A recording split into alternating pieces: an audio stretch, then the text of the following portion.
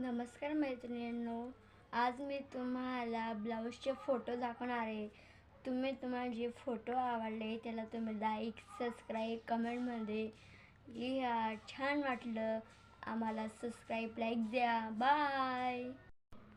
चला आता आपण फोटो बघूया.